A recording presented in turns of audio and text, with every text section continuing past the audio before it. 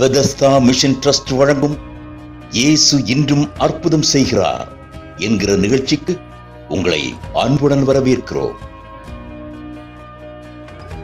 தெய்வ செய்தி அளித்து உங்கள் அற்புதங்களுக்காக ஜெபிக்க இருக்கின்றவர் ரெவரண்ட் பி. சாம்சன் காமராஜ் அவர்கள். அன்பானவர்களே, தெய்வ செய்தியை கேட்டு பயன்பெறுங்கள், அற்புதங்களையும் பெற்றுக் கொள்ளுங்கள். கர்த்தருடைய பரிசுத்த நாமத்திற்கு மகிமை உண்டாவதாக. இந்த நாளிலும் கூட நாம் தேவனுடைய வார்த்தையை தொடர்ந்து இயேசு இன்றும் அற்புதம் செய்கிறார் என்கிற நிகழ்ச்சியின் மூலமாக தவறாமல் பார்த்து வருகிற உங்களை ஆண்டவராய் இயேசுவின் நாமத்தினாலே வாழ்த்துகிறேன். அவர் உங்களை ஆசீர்வதிப்பாராக. அருமையானவர்களே, இந்த ஊழியத்திற்காக ஜெபிக்கிறதற்காக அநேகர் முன் வந்திருக்கிறீங்க. உங்களுடைய தொலைக்காட்சி ஊழியத்திற்காக நாங்கள் ஜெபிக்கிறோம். எங்களுக்கு ஒரு பாரம் ஆண்டவர் கொடுத்திருக்கிறார், உங்களுக்காக ஜெபிக்கிறதுக்காக ஒரு பாரத்தை கொடுத்திருக்கிறார் என்று சொல்லி அநேகர் இந்த தொலைக்காட்சி ஊழியத்திற்காக ஜெபிக்கிறீங்க. அது மாத்திரமல்ல, ஒரு சில அந்த ஊழியத்திற்காக நீங்கள் உதவி செய்வதற்கும் முன் வந்திருக்கிறீங்க. நிச்சயமாக தேவன் உங்களையும் உடைய குடும்பத்தையும் கர்த்தர் ஆசீர்வதிப்பாராக. இதனாலே நாம் தேவ சமூகத்தில் கடந்த வாரத்தில் பார்த்த செய்தி என்னவென்று சொன்னால், இதனுடைய தலைப்பு என்னன்னா, நீங்கள் கர்த்தரோடு இருந்தால் அவர் உங்களோடு இருப்பார், நீங்கள் அவரை தேடுவீர்களானால் அவர் உங்களுக்கு வெளிப்படுவார். 2 நாளாகமும் 15ஆம் அதிகாரம் 2ஆம் வசனத்தை நாம் இன்றைக்கு வாசி கேட்கலாம். நீங்கள் கர்த்தரோடு இருந்தால் அவர் உங்களோடு இருப்பார், நீங்கள் அவரை தேடினால் உங்களுக்கு வெளிப்படுவார், அவரை விட்டீர்களாகில் அவர் உங்களை விட்டு விடுவார். ஒரு நிமிஷம் கண்களை மூடி ஜெபிக்கலாம். பரலோகத்தின் தேவனே, ஸ்தோத்திரிக்கிறேங்க தாவி. இந்த வேளையில் இந்த தொலைக்காட்சியின் மூலமாக தேவனுடைய வார்த்தையை கேட்கும்படி வந்திருக்கிற நம்முடைய பிள்ளைகளை ஆண்டவர் நீ ஆசீர்வதிக்கும்படியாக ஜெபிக்கிறப்பா. தொலைக்காட்சியின் மூலமாகவும் யூடியூப் மூலமாகவும் ஃபேஸ்புக் மூலமாக இந்த செய்தியை எப்படியெல்லாம் பார்க்கிறார்களோ அவர்கள் ஒவ்வொருவரோடு பேசும்படியாக ஜெபிக்கிறப்பா. இயேசு இன்றைக்கும் அற்புதம் செய்கிற தேவனாக இருக்கிறதுக்காக நன்றிப்பா. இந்த நிகழ்ச்சி மூலமாக சுகம் பெற்று வருகிறவர்கள், ஆசீர்வதிக்கப்பட்டவர்கள் ஏராளமானவர் ஆசீர்வதிக்கப்பட்டு கொண்டிருக்கிறாங்க. அவங்களை கத்து நீர் ஆசீர்வதிக்கும்படியாக ஜெபிக்கிறங்க தாவு. இந்த ஊழியத்திற்காய் தாங்குகிறவர்கள் ஆசீர்வதிக்கும்படியாக ஜெபிக்கிறோம். இந்த வேளையிலும் கூட இந்த தொலைக்காட்சி முன்பதாக ஆண்டவர் என் கூட பேசும் என்று சொல்லி ஆயத்தமாக இருக்கிற பிள்ளைகளோடு பேசும்படியாக ஜெபிக்கிறங்க தா. வசனத்தை நீர் ஆசீர்வதி தரும்படியாக ஜெபிக்கிறேன்.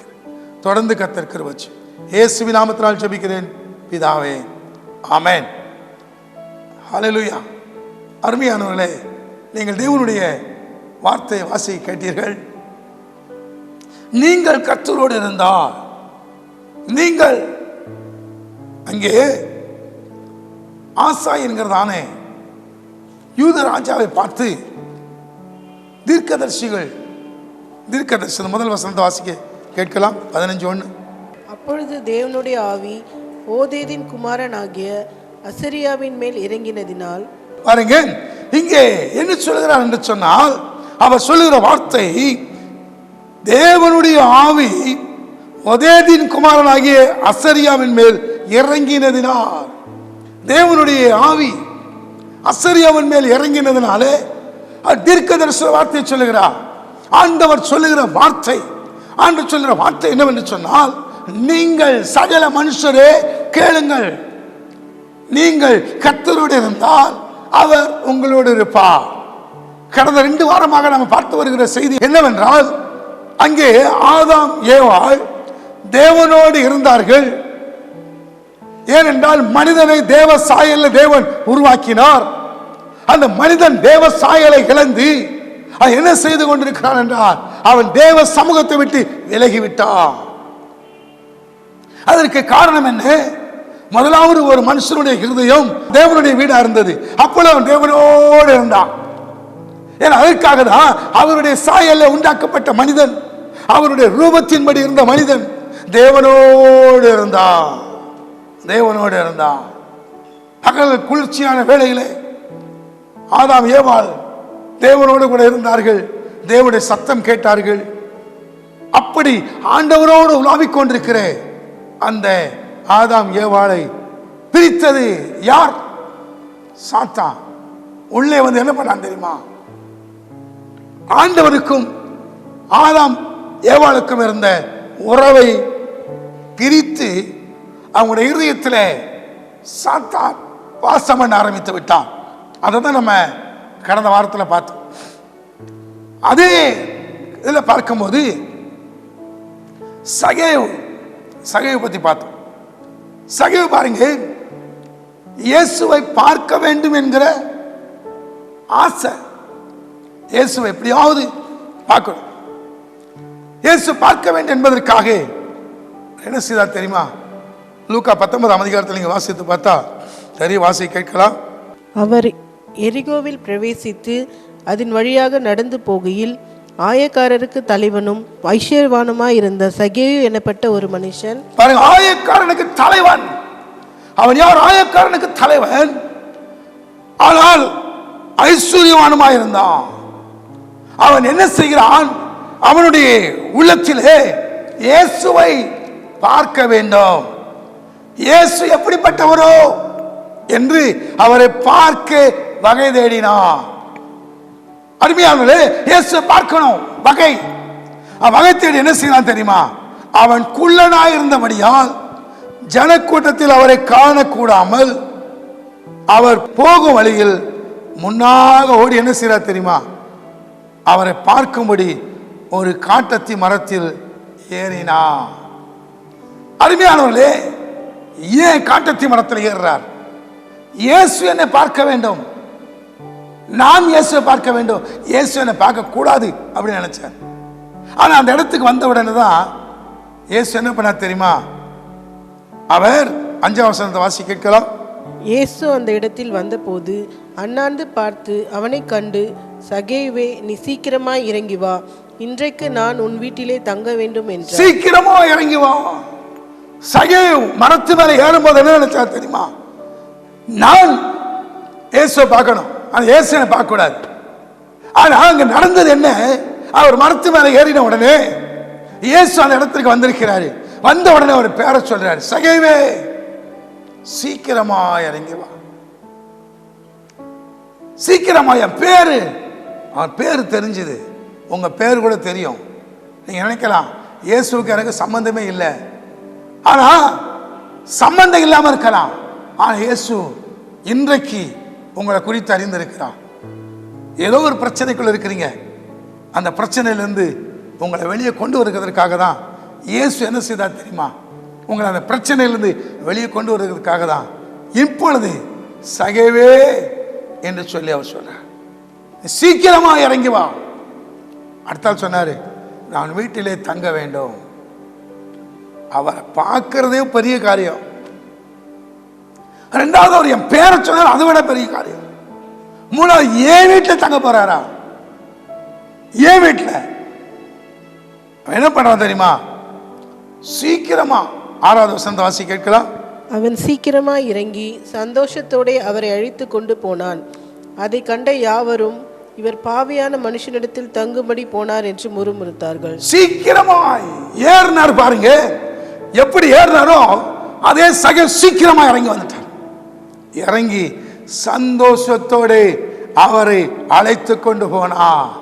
அருமையானவர்களே, ஏறும்போது இயேசுவை நான் பார்க்க வேண்டும், ஆனா இயேசு என்னை பார்க்க கூடாது. ஆனா இப்ப காட்டத்தி மரத்தில் இறங்கும் போது சந்தோஷத்தோடு இறங்குறான். தொலைக்காட்சி மூலமாக தேவனுடைய வார்த்தையை கேட்டுக்கொண்டிருக்கிற நீங்கள், உங்க வாழ்க்கையில ஒரு சந்தோஷத்தை தேவன் வைத்திருக்கிறார். இதுவரைக்கும் பார்க்காத ஒரு சந்தோஷம் நீங்கள் கர்த்தரோடு இருந்தா, அந்த சந்தோஷம் இவன் என்ன பண்றா தெரியுமா? இயேசுவை சந்தோஷமா கூட்டிட்டு போறார். பார்க்கும்போது அதை பார்க்கிறோம். என்ன சொல்றான் தெரியுமா? என்ன சொல்றாங்கன்னா, இவ பாவியான மனுஷனுடைய வீட்டுக்கு தங்கும்படி போனார் என்று முறுமுறுத்தார்கள். பாவியான மனுஷனிடத்துல வீட்டுக்கு முறுமுறுத்தார்கள். ஜனங்கள் முறுமுறுப்பாங்க, அதை குறித்து கவலைப்படக்கூடாது. அவருடைய ஒரே நோக்கம் என்ன தெரியுமா? இயேசு வீட்டுக்கு வராரு, அது போதும். எந்த வீடு? முதல்ல ஒரு மனுஷனுடைய இருதயத்திற்குள்ள இயேசு வர்றார். ஏன்னா இழந்து போன ஒரு வீடு. அதான் நான் கடந்த நாள் 2 வாரமா சொல்லிட்டு இருந்தேன். இயேசு ஆண்டவர் என்ன செய்தார்? ஆதாம் ஏவாளை இழந்து, மனிதர்களை இழந்தது நிமித்தமாக இங்கே அவர் வருகிறாரு. என்ன சொல்ல தெரியுமா? உன் வீட்டில் நான் தங்கணும், உன் வீட்டில் தங்கிறதுக்கு முன்பதாக அருமையான சகோதரனே, அருமையான சகோதரி, இந்த வார்த்தை கேட்டுக்கொண்டிருக்க உங்களுடைய வீட்டில் இயேசு தங்க போறார். ஒரே ஒரு விஷயம், இயேசு எங்க வீட்டுக்கு வாங்கன்னு கேட்குறீங்களா? அவர் உங்க வீட்டுக்கு வந்து தங்க போறார். சகேவுக்கு ஒரே ஆச்சரியம், இயேசு என் வீட்டுக்கு வர போறாரா? சந்தோஷத்தோடு அழைச்சிட்டு போறார். ஆனா அங்க இருக்கிறவங்க இவர் பாவியான மனுஷனுக்கு வீட்டுக்கு போறாருன்னு சொல்லி அவரை பார்த்து முறுமுறுத்தார்கள். முறுமுறுத்தாங்க. நீங்க கஷ்டப்படும் போது, நெருக்கப்படும் போது, வியாதியில் இருக்கும்போது, நீங்க கேன்சர் பலவிதமான வியாதி சொல்லும்போது உங்களை பார்த்து கேலி பண்ணவங்க, அற்புதமா நினைச்சவங்க இன்றைக்கு இயேசுவை கூட்டிட்டு போறதுனால உங்களை பார்த்து முறுமுறுக்கிறாங்களா? கவலைப்படாதங்க, இயேசு உங்களை நேசிக்கிறான். சந்தோஷத்தோடு அவருடைய வீட்டிற்கு அழைத்து கொண்டு போகிறான். அழைத்து கொண்டு போன உடனே 8வது வசனத்தில் வாசி கேட்கலாம். சகேயு நின்று கர்த்தரை நோக்கி, ஆண்டவரே, என் ஆஸ்திகளில் பாதியை ஏழைகளுக்கு கொடுக்கிறேன். நான் ஒருவனிடத்தில் எதையாகிலும் அநியாயமாய் வாங்கினதுண்டானால் நாளத்தனியாக திரும்ப செலுத்துகிறேன் என்றான். இயேசு பேசல, இயேசு வீட்டுக்குள்ள போனார், அவ்வளவுதான். இயேசு வீட்டுக்குள்ள சென்றார். இயேசு வந்த உடனே சகேயு தான் பேசுறார். இயேசுவை நோக்கி, இயேசுவை நோக்கி பாருங்க. சகேயு நின்று கர்த்தரை நோக்கி, ஆண்டவரே, அவர்தான் ஆண்டவர்ங்கிறத புரிஞ்சுக்கிட்டான். அவர்தான் ஆண்டவர், அவர்தான் தெய்வம் என்பதை அறிந்து கொண்டான். அறிந்து கொண்டதுக்கு பிறகு அவன் பேச ஆரம்பிக்கிறான். இயேசு பேசல, இவன் தான் முதல்ல பேசுறான். என்ன பேசுறான் தெரியுமா? என் ஆஸ்திகளில் பாதியை நான் ஏழைகளுக்கு கொடுக்கிறேன். இயேசு சொன்னாரா என்னை ஏற்றுக்கொண்டா நீ ஆஸ்திகளில் பாதி கொடுக்கணும்னு சொன்னாரா? இல்ல. ஆனா சகேவே சொல்றாரு, ஆண்டவரே, என்னுடைய ஆஸ்தியில பாதி ஏழைகளுக்கு கொடுத்துறேன்னு சொன்னார். அதுக்கு பிறகு சொன்னாரு, நான் யாரிடத்திலேயாவதும் அநியாயமாய் வாங்கினது உண்டானா, அநியாயம் வாங்கினது, அநியாயமாய் வாங்கினேன், அதை நான் நாளத்திலே திரும்ப கொடுக்கிறேன்னு சொல்றான்.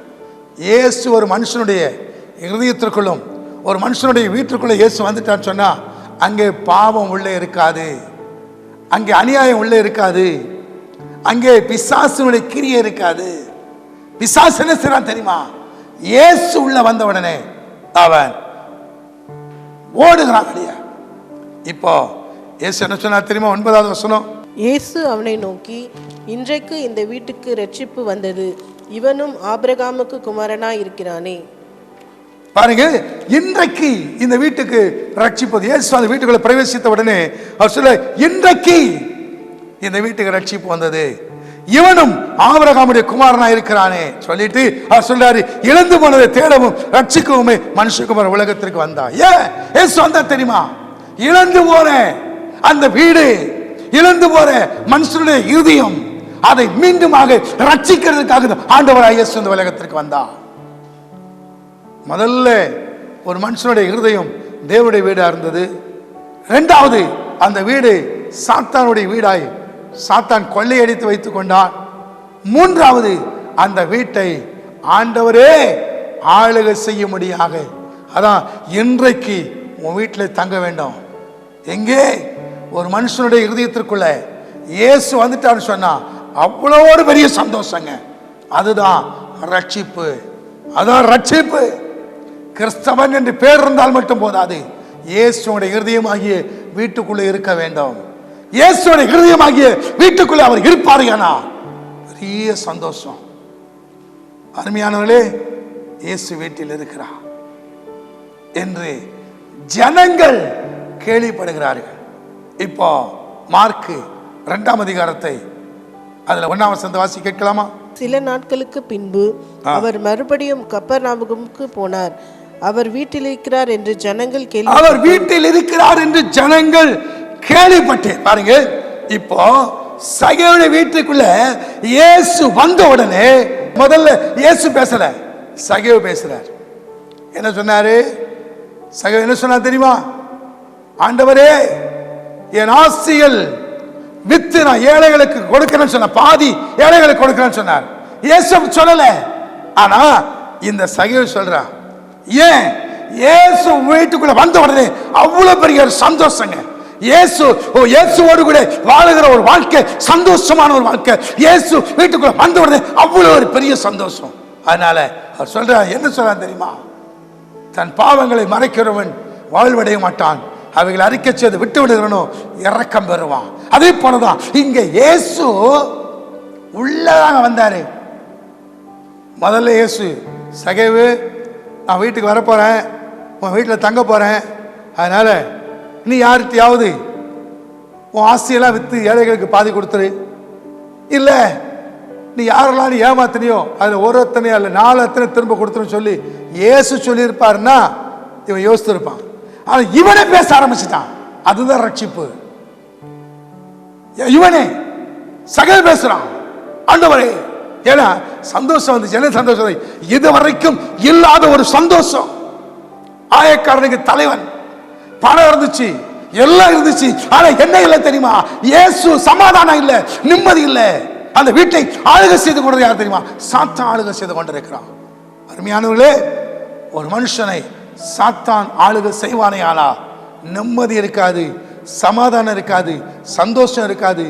எவ்வளவுதான் பணம் வந்தா கூட ஆனா ஒண்ணுமே இல்லாம போய்விடுகிறது. அந்த குடும்பம், அந்த வீட்டை யார் ஆளுகை செய்து தெரியுமா? சாத்தான் ஆளுகை செய்கிறான். இன்றைக்கு நீங்க சொல்லணும், இயேசு என் வீட்டுக்கு வரணும், இயேசு இன்றும் அற்புதம் செய்கிறார்.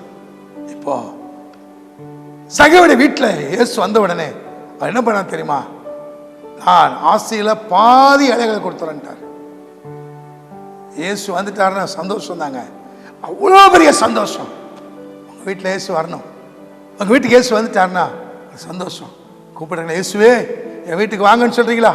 உங்க வீட்டுக்கு வந்தாருனாலே அவ்வளோ ஒரு சந்தோஷம். சரி, இப்போ மார்க்கில் நம்ம என்ன வாசிக்க கேட்டோம்னு சொன்னா, இயேசு கப்பர்நகூமில் இயேசு வீட்டில் இருக்கிறார் என்று ஜனங்கள் கேள்விப்பட்டு, எந்த வீடு?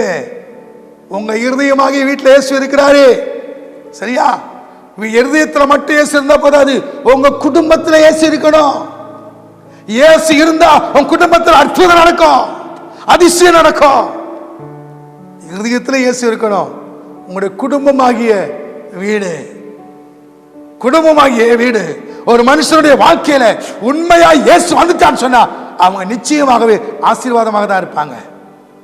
நான் இயேசு ஏற்றுக்கொண்டு 10 வருஷம் ஆகுதுங்க, இன்னும் அதே நிலைமையில தான் இருக்கிறேன் நீங்க சொன்னீங்கன்னா இன்னும் சரியா இயேசுவை உங்க வீட்டுக்குள்ள கூப்பிடலன்னு அர்த்தம். உங்க இதயத்திற்குள்ள இயேசு முழுமையா ஆளுகை செய்யல அப்படின்னு அர்த்தங்க. இயேசுவை ஏற்றுக்கொண்டா நீங்க நல்லா இருப்பீங்க, நீங்க ஆசீர்வாதமா இருப்பீங்க, உங்களை சார்ந்தவங்களும் ஆசீர்வாதமா இருப்பாங்க. நீங்க மற்றவர்களுக்கு இயேசுவை பத்தி சொல்லுகிறவங்களா நீங்க மாறி விடுவீர்கள். இயேசுவை பத்தி மற்றவங்க சொல்றவங்களா மாறுவீங்க. ஆனா இன்றைக்கு என்ன நினைக்கிறீங்கன்னு சொன்னா, இயேசுவும் வேணும், இயேசுவும் வேணும், எல்லாம் எனக்கு வேணும் அப்படி இல்லை. இயேசு வேணும்னு கேட்டு பாருங்க, உங்களுக்கு என்ன வேணுமோ அதெல்லாம் அவர் தருவாருங்க. எல்லாவற்றுக்கும் மேல என்ன தெரியுமா? ரட்சிப்பின் சந்தோஷம் என்கிற சமாதானத்தை கொடுக்கிறார். இந்த சமாதானத்தை யாராலும் கொடுக்க முடியாது, இயேசு கொடுக்கிறாருங்க. யாரால்? பணம் சந்தோஷம் கொடுக்குமா? பெரிய வீடு நான் கட்டிட்டேன் அதனால சந்தோஷமா இருக்கேன், இல்ல கோடிக்கணக்கா பணம் வச்சிருக்கேன் அதான் சந்தோஷமா இருக்க சொல்ல முடியுமா? சொல்ல முடியாது. ஆனால் இயேசு ஒரு மனுஷனுடைய இருதயத்துக்குள்ள இருப்பாரு, அதுதான் ஒரு பெரிய சந்தோஷம், பெரிய மேலான ஒரு சந்தோஷங்க. இப்போ சகேவுக்கு அப்படிப்பட்ட ஒரு சந்தோஷம் பாருங்க. முதல்ல ஒரு மனுஷனுடைய இருதயம் தேவனுடைய வீடா இருந்தது. அப்ப மனுஷன் சந்தோஷமா இருந்தான், ஆண்டவரோடு இருந்தான். அதை கெடுக்கிறதுக்கு பிசாசு உள்ள வந்ததுனால அந்த வீடு யாருடைய வீடா மாறிச்சு? பிசாசுடைய வீடாய் மாறி போச்சு. நிம்மதி இல்லை, சமாதானம் இல்லை, சந்தோஷம் இல்லை. எவ்வளவு வேலை செய்தாலும் சம்பாத்தியம் என்ன பண்ண ஒண்ணுமே இல்லை. ஏன்னா நீங்க ஆதாமுக்கு இயேசு சொன்னது அப்படிதான், ஆண்டவர் சொன்னதான் சொன்னார். ஆதாம், நீ கஷ்டப்பட்டு நீ பயிர் செய்வ, ஆனா நீ அதை நெத்தின் மேல் வேறுவ, நிலத்துல சிந்தனை பாடுபடுவ, ஆனா அந்த அது என்ன செய்யும் தெரியுமா? முள்ளும் குறுக்கும் தான் அது முளைப்பிக்கும்னு சொன்னார். எவ்வளவு ஒரு வேதனையான காரியம் தெரியுமா? அதுதாங்க ஒரு மனுஷனுடைய வாழ்க்கையில தெய்வம் இல்லை என்று சொன்னால் அவருடைய வாழ்க்கையே வெறுமை, வெறுமையான ஒரு வாழ்க்கை. நீங்க ஒருவேளை இயேசு நான் கிறிஸ்தவன் தான், பேரே கிறிஸ்தவ பேர் தான் சொல்லலாம், பேரு கிறிஸ்தவ பேர் இருக்கலாம், ஆனா இயேசுவும் கூட இருக்கிறாரா? நீங்கள் கர்த்தரோடு இருந்தா அவர் நிச்சயமா உங்களோடு இருப்பா. இயேசுவோடு நீங்க இருக்கிறீங்களா? இயேசு உங்க கூட இருப்பாரு, ஆனா நிச்சயம் உங்களுடைய வாழ்க்கையில பெரிய ஒரு மாற்றம் உண்டாகுங்க, பெரிய ஒரு மாற்றம். என்ன உண்டாகுது அப்படின்னு சொன்னா, மத்தேயு 12ஆம் அதிகாரம் 43ஆம் வசனத்தையும் 44ஆம் வசனத்தையும் வாசி கேட்கலாம்.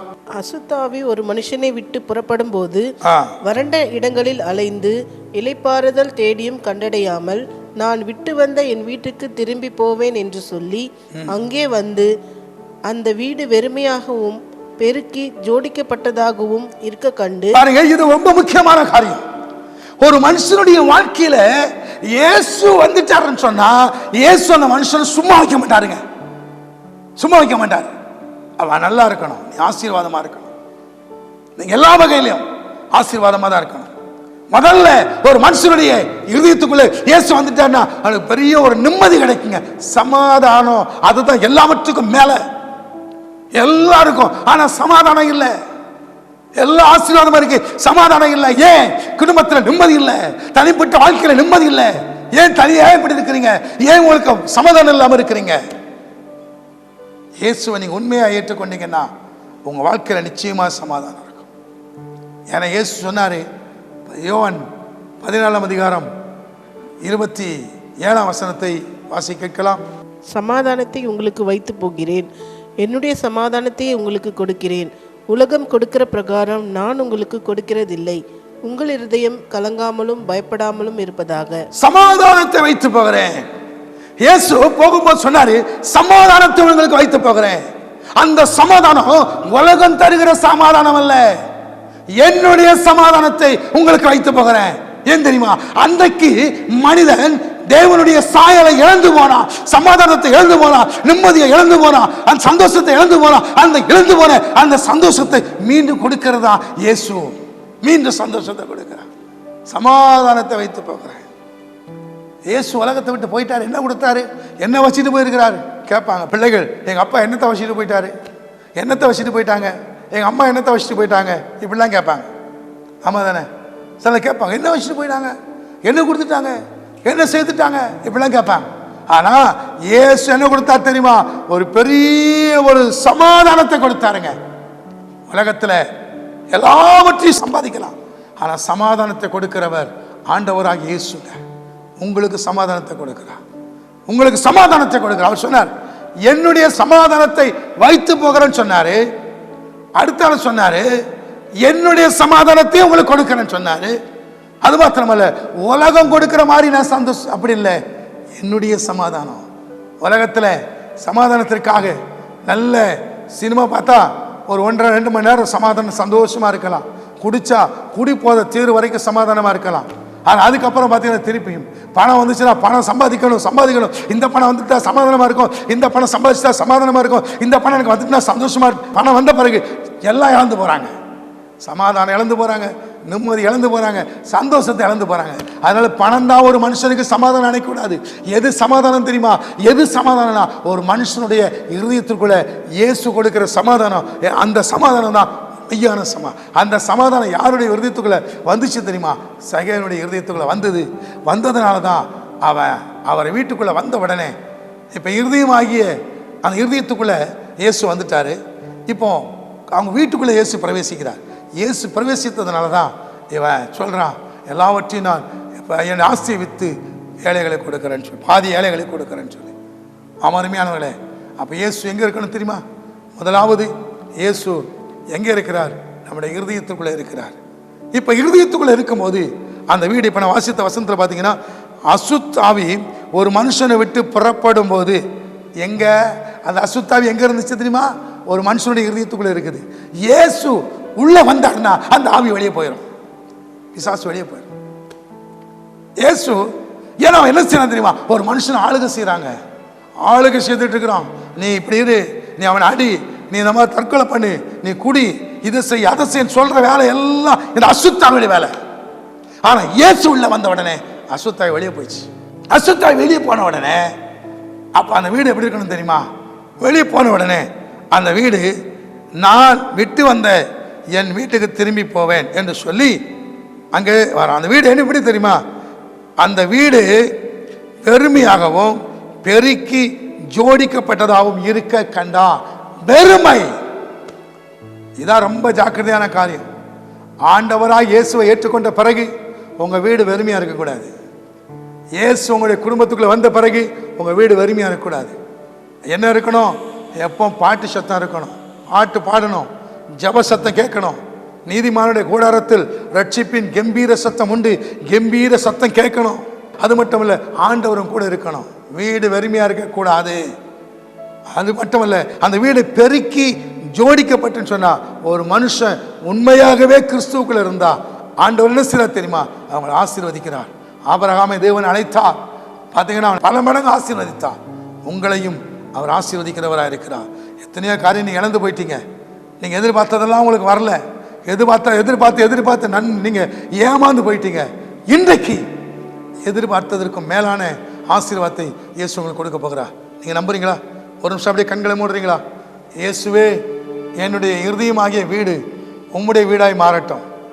என்னுடைய இருதயமாகிய வீடு உம்முடைய வீடாய் மாறட்டும். நான் இனி உம்மோடு இருக்க வேண்டும் நான் விரும்புகிறேன்ப்பா. உங்கள் கூடவே இருக்க நான் விரும்புகிறேன். ரெண்டாவது, என் குடும்பம் உம்முடைய வீடாக இருக்கட்டும்ப்பா. நானும் என் மனைவியும் என் பிள்ளைகளும் உம்முடைய வீட்டில் நாங்கள் வாசம் பண்ணணும்ப்பா. உங்கள் வீடாக இருக்கணும்ப்பா. என் குடும்பம் உங்களுடைய வீடாக இருக்க வேண்டாம். உங்களுடைய குடும்பம் இயேசப்பாட வீடாக இருக்கணும். மூணாவது, நீங்கள் போகிற ஆலயம் அங்கே இயேசு இருக்க வேண்டாம். நாலாவது, இயேசுவோடு கூட நித்திய வீட்டில் அவரோடு கூட இருக்கக்கூடிய ஒரு பெரிய ஸ்லாக்கியத்தை இயேசு கொடுக்கிறார். அதுதான், நீங்கள் கர்த்தரோடு இருந்தால் அவர் உங்களோடு இருப்பார். நன்றி ஆண்டவரே. இந்த வேளையில் இந்த செய்தியை கேட்ட இந்த பிள்ளைகளுக்குள்ள நீ பேசியிருக்கிற வார்த்தைக்காக உமக்கு நன்றி. நன்றி ஆண்டவரே. யார் யார் என்னென்ன பிரச்சனைக்குள் இருக்கிறாங்களோ, என்ன சூழ்நிலை இருக்கிறாங்களோ, ஐயோ என்னுடைய படிப்பில் நான் தோற்று போனேன், தோல்வி அடைஞ்சிட்டேன், எப்படியாவது வெற்றி பெற்றலாம் நினைச்சேன், வெற்றி பெற முடியவில்லை என்று சொல்ல துக்கத்தோடு இருக்கலாம். அருமையானவர்களே, நான் செய்கிற வேலையில் பலவிதமான பிரச்சனை, எனக்கு எப்படியாவது இந்த வேலையில் நல்ல ஒரு உயர்வு கிடைக்கும்னு நினைச்சேன், கிடைக்கலையேன்னு சொல்லி சோர்ந்து போயிருக்கிறீங்களா? நான் எதிர்பார்த்த ஆசீர்வாதம் வரல, என்னிடத்துலேருந்து எத்தனையோ பேர் நன்மை பெற்றாங்க, எனக்கு நான் கஷ்டப்படுறேன், எனக்கு ஒரு 100 ரூபாய் கொடுக்கறதுக்கு ஆள் இல்லைன்னு சொல்லி வேதனைப்படுறீங்களா? ஒரு நாளில் நீங்கள் ஆண்டவருக்காக பிரகாசித்து கொண்டிருந்தீங்க, ஆண்டவருக்காக ஜெபம் பண்ணீங்க, ஆண்டோட சமூகத்தில் ஊழியம் செய்தீங்க, ஆண்டவருக்காக எழுப்பி பிரகாசித்தீங்க. ஆனால் இப்போ எங்கே இருக்கிறீங்க? இப்போ எந்த நிலைமை உங்கள் நிலைமை? கொஞ்சம் யோசித்து பாருங்க. மீண்டும் இயேசு உங்களை பிரகாசிக்க விரும்புகிறார். மீண்டும் இயேசு உங்களை ஆசீர்வதிக்க விரும்புகிறார். ஹல்லேலூயா. ஆண்டவரே, தொலைக்காட்சி முன்பு அமர்ந்திருக்கிற உங்களுடைய பிள்ளைகளுக்கு ஒரு விசை இறங்கி பிள்ளைகளுடைய பிரச்சனைகள் எல்லாம் மாறட்டும். சமாதானம், நித்திய சமாதானத்தை பிள்ளைகளுக்கு கொடுக்க முடியாக ஜெபிக்கிறப்பா. தேவ நாம மகிமைப்படும்படியாக ஜெபிக்கிறேன். அநேகரோடு பேசியிருக்கிறீங்கப்பா. நிறைய பேர் தொலைக்காட்சியில் முன்பாக ஆண்டவர் அமர்ந்து உங்களுடைய சத்தம் கேட்குறாங்கப்பா. அநேகருடைய கண்களில் கண்ணீர் வருகிறது. அவனுடைய பிரச்சனையை மாற்றுறீங்க. சாத்தாவை அடிமைப்படுத்தி வச்சிருந்தான், அந்த சாத்தானுடைய அடிமைத்தனத்திலிருந்து இன்றைக்கு பிள்ளைகளை விடுதலாக்குறீங்க, விடுதலை கொடுக்குறீங்கப்பா. இயேசுவின் நாமத்தினால் சமாதானத்தை கெடுத்து கொண்டிருந்த தீய சக்தியுடைய கிரிகளை தேவன் மாற்றி ஒரு சமாதானத்தை கர்த்தர் கொடுக்குறீங்கப்பா. சமாதானத்தை கொடுக்குறீங்க. நீங்கள் அற்புதம் செய்துக்காக நன்றி. தொடர்ந்து உங்களுடைய நாம மகிமைப்படட்டும், கிருபை இங்கே இருக்கட்டும். இயேசுவின் நாமத்தினால் ஜெபிக்கிறேன் பிதாவே, ஆமென், ஆமென். என் ஆத்துமாவே கர்த்தரை ஸ்தோத்திரி, என் முழு உள்ளமே நாமத்தை ஸ்தோத்திரி. என் ஆத்துமாவே கர்த்தரை ஸ்தோத்திரி, அவர் செய்த சகல உபகாரங்களையும் மறவாதே. ஆமென். இந்திய தேவ சபையின் 13வது சபை நாளும் சுவிசேஷ ஆராதனைகளும். இந்த சபை விழாவானது இந்த மாதம், அதாவது மார்ச் மாதம் 22, 23, 24 வெள்ளி, சனி, ஞாயிறு ஆகிய 3 நாட்களிலும் தினமும் மாலை 6:30 மணி முதல் இரவு 8:30 மணி வரையிலும் நடைபெறுகிறது. சனிக்கிழமை காலை 10 மணி முதல் பிற்பகல் 1 மணி வரையிலும் நடைபெறும் இடம் இந்திய தேவ சபை, பொன்னுமங்கலத்து காலவிளை, இஞ்சக்கோடு. தேவ செய்தியாளர்கள் reverend doctor P. Samson Kamaraj மற்றும் ரெவரண்ட் டாக்டர் ஏ. சாம்வில்லியம் எகோவாயீரே நற்செய்தி ஊழியங்களின் ஸ்தாபகர். ஆதார சாட்சி சுவிசேஷகர் என் அருணா. பாடல் ஆராதனை சகோதரர் டி. சாலமன். பெத்தேல் மகிமை சுவிசேஷ சபை ஈஞ்சக்கோடு உங்களை அன்புடன் அழைக்கும். மாவட்ட போதகர் ரெவரண்ட் எஸ். பி. ரவிராஜ் மற்றும் சபையார். நீங்கள் தொடர்பு கொள்ள வேண்டிய எங்கள் முகவரி reverend B Samson Kamaraj, Bethesda mission சபை, எண் 11, சர்ச் தெரு, கலெக்டர் பங்களா பின்புறம், காஞ்சிபுரம் 631502. நீங்கள் தொடர்பு கொள்ள வேண்டிய எங்கள் தொலைபேசி எண்கள் 9565954983 மற்றும் 6374334482. எங்கள் மின்னஞ்சல் முகவரி bmttvministries@gmail.com. ஆண்டவர் தாமே உங்களை ஆசீர்வதிப்பாராக.